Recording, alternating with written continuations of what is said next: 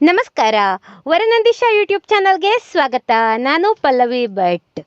Nihar H ಅವರು ಕನ್ನಡ ಕುವರ ಪ್ರಶಸ್ತಿಗೆ ಆಯ್ಕೆ. ಸುದ್ದಿಯ ಮಾಹಿತಿ. ದಾವಣಗೆರೆ ಜಿಲ್ಲೆಯ ಜಗಳೂರು ಪಟ್ಟಣದ ಹುಸೇನ್ ಹಾಗೂ ಶ್ರೀಮತಿ ಶರೀಫಾ ಬಿ ಇವರ ಸುಪುತ್ರರಾದ ಕುಮಾರ ನಿಹಾರ್ ಎಚ್ ಅವರು ಕನ್ನಡ ಕುವರ ಪ್ರಶಸ್ತಿಗೆ ಭಾಜನರಾಗಿದ್ದಾರೆ. ಇವರು ಜಗಳೂರಿನ ನವಚೇತನ ಇಂಗ್ಲಿಷ್ ಶಾಲೆಯ ಪ್ರತಿಭಾವಂತ ವಿದ್ಯಾರ್ಥಿಯಾಗಿದ್ದು 2026ರಲ್ಲಿ ನಡೆದ 10ನೇ ತರಗತಿ ಪರೀಕ್ಷೆಯಲ್ಲಿ ಕನ್ನಡದಲ್ಲಿ 125ಕ್ಕೆ 122 ಅಂಕಗಳನ್ನು ಗಳಿಸಿದ್ದಾರೆ. ಈ ವಿದ್ಯಾರ್ಥಿಯ ಶೈಕ್ಷಣಿಕ ಕ್ಷೇತ್ರದ ಸಾಧನೆಯನ್ನು ಗಮನಿಸಿ ದಾವಣಗೆರೆಯ ಕಲಾಕುಂಚ ಸಾಂಸ್ಕೃತಿಕ ಸಂಸ್ಥೆಯು ನಿಹಾರ್ ಅವರನ್ನು ಕನ್ನಡ ಕುವರ ಪ್ರಶಸ್ತಿಗೆ ಆಯ್ಕೆ ಮಾಡಿದೆ ಎಂದು ಶಾಲೆಯ ಆಡಳಿತ ಮಂಡಳಿಯವರು ತಿಳಿಸಿದ್ದಾರೆ.